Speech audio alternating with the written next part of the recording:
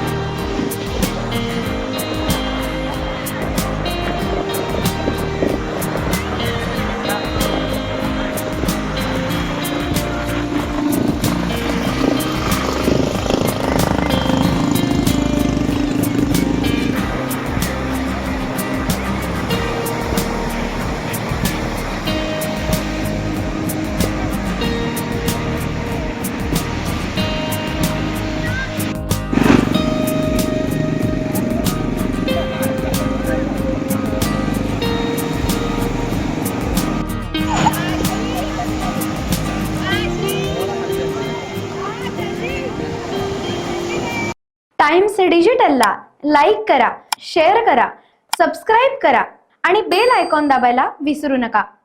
Times digital.